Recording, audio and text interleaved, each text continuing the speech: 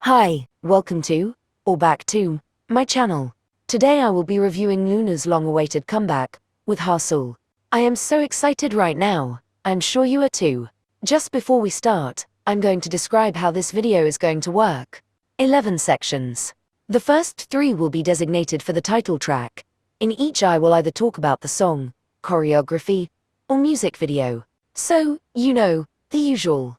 And then, the next 6 are designated for the remaining B-side tracks. The last 2 will talk about the album, things such as title track choice, track list, positioning, and my overall thoughts on the comeback. Hopefully that makes sense. Lastly, please remember that your opinion is not relevant if you do not comment. So comment your thoughts and opinions on the releases in the comments section. And if you like what you see, like and subscribe. Without further ado, let's go. I know most people would like to focus on the line distribution, but I think there is a lot more to talk about than that. Firstly, the Bollywood influences around this song are clear as day, from the drum beats and the favored instrumentals that a lot of typical Bollywood songs favor. Being surrounded by this style all throughout my life, I have learned to tell where the style is being mimicked inaccurately and where it is actually being analyzed and shown correctly. Most people, when thinking of Bollywood these days, like to associate the genre with its more classical roots. I am glad to see that LOONA did not take this route. Bollywood takes a lot of different forms and different styles, really, and it is amazing how LOONA's producers have captured the essence and the overall vibe of it and embodied it into the song. Keeping vibes aside, I would say this song is structured almost perfectly. I cannot talk music-wise, but as of recently, I feel like a lot of groups turn post-chorus verses into rap sections just to somehow fit a rap within the song somewhere. However, with this song, I do not feel this way at all. It somehow binds together, and the song feels produced having kept rapping talents of LOONA in mind, instead of forcing it onto the lyrics and melody. Yeojin, Eve, Olivia Hyunjin's soul especially shined in this aspect. Which brings me to my last point to line distribution. I hate talking about it to begin with, as I feel there are differences between what the fans want to see, and that is their bias singing and rapping, and what the producer and company believes is best. We could never really tell whether there is bias in how producers pick line distribution, or whether they choose it based on song style and individual vocal ability. I am disappointed in the line distribution. As an Orbit I really wanted more. But this does not mean that the song is immediately bad, or that the line distribution has no impact either. It just kind of sucks a little. The choreography for Paint the Town seems complete. Let me elaborate. For both Why Not and So What, though they were both elaborate pieces of choreography, it felt empty, as 11 in a sense.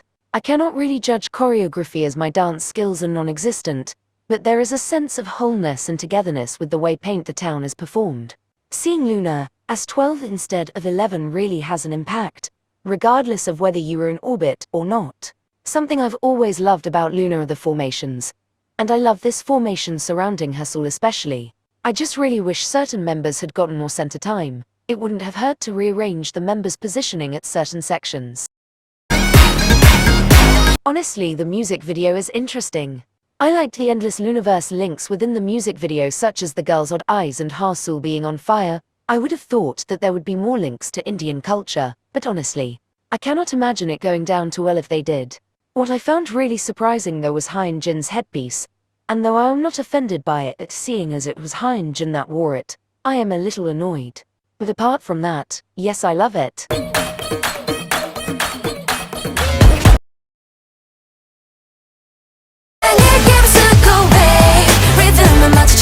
Wow, that was my reaction too. Pun intended, this song is fun, and has this theme to it that convinced me that it is perfect for summer.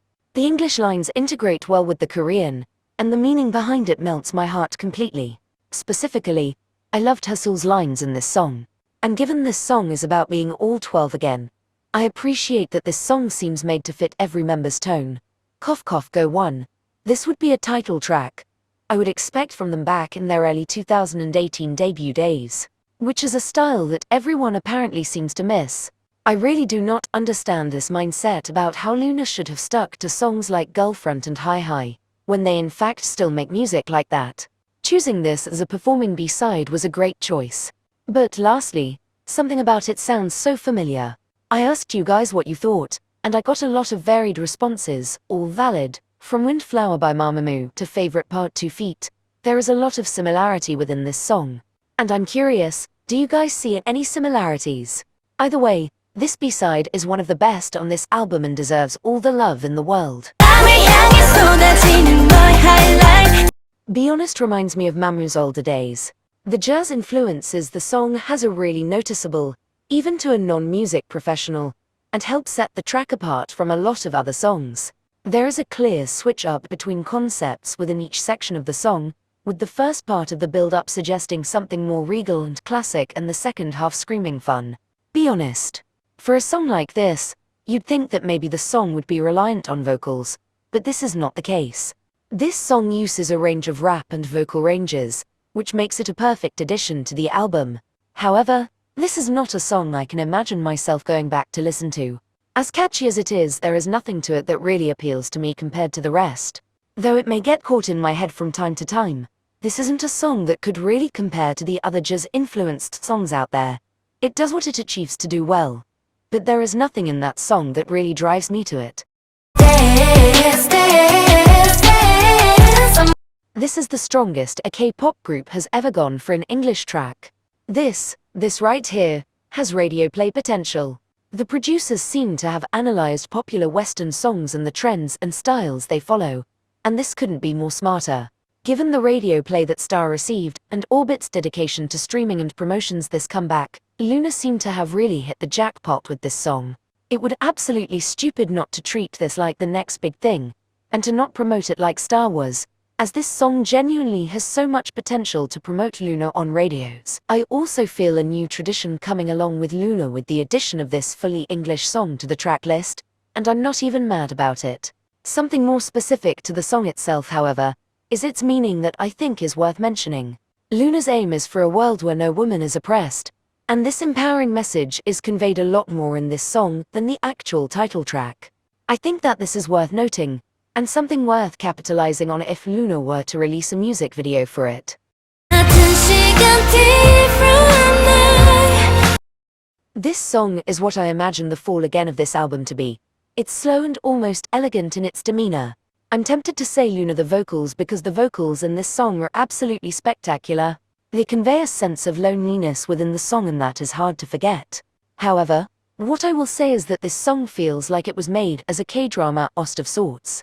And though songs like those can be great, they are mostly forgettable. When writing the segment, I forgot what the song actually sounded like, and found that I was skipping through parts. A good song, but honestly, a little boring. You Are As Sweet. Lo-fi remixes of K-pop songs are something that many people turn to on YouTube when they want to study, sleep, or do anything calming really. And there aren't many K-pop lo-fi songs that I can really name. Secret Number actually have a live stream for lo-fi music for their fans to listen to, so you can see the sudden interest in lo-fi. A song like this is a great addition to the album, and it fits the vibe perfectly. And was a great album individually. I love how it transitions from outgoing, upbeat tracks to sadder, ballad types. There is definitely contrast, and that is definitely worth noting. However, my main issue is that it doesn't fit a certain concept. If you were to take Paint the Town away from the track list, replace the cover art and song order, this would give off a completely different vibe altogether. And maybe that takes validity away the argument that LOONA's music no longer fits the aesthetic from before. It could be that the same ventures are taken to follow similar styles of music, but the marketing is inaccurate. And that is maybe why I wouldn't listen to this album altogether. I can imagine myself adding each song to a playlist, but I wouldn't purchase the album to listen to altogether because the theme feels inconsistent.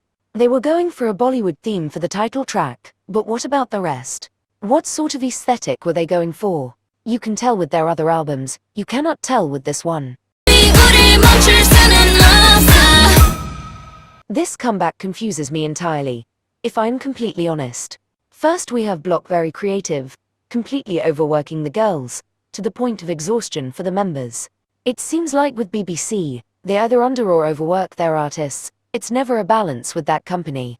It's bad organization skills on the company's part. However, what I'm most confused about is the Bollywood concept within the title track. The whole mayhem with this is something I personally feel the need to address. As an Indian myself, I cannot seem to get my head around the fact that LOONA continuously mock Indians, and yet still use profit off of our culture. It is infuriating to see, and what amazes me is that this is not even the company's fault. This is 100% on the members, and their actions entirely. There would no problem with them using their headpieces in the music video and Bollywood music to frame the song, if the members weren't mocking it every other second. And many were bringing up Hyun Jin and VV's headpiece, and comparisons to Blackpink's Jisoo and Jennie, who are also racist towards Indians and their headpieces. The difference between those is that Hyun Jin and VV wearing one is appreciation as it fits the Bollywood concept. Jisoo and Jennie's is appropriation as it has no correlation to anything Indian at all and is being used for an aesthetic. Well, at least it would be if using these headpieces were remotely offensive. Other Indians may be offended, but I am not. And lastly, to zoom out a little and look at the bigger picture here, I understand that there is not much representation of Indian culture in Korea, as Olivia High said, but it is the bare minimum to respect other cultures' right. That is something I cannot get my head around. This being said, I did enjoy the comeback, and Olivia High was told about this later, and she took it well, so I do have hope for LOONA. Was this comeback good? Yes, Hassel made it 1,000,000 times better.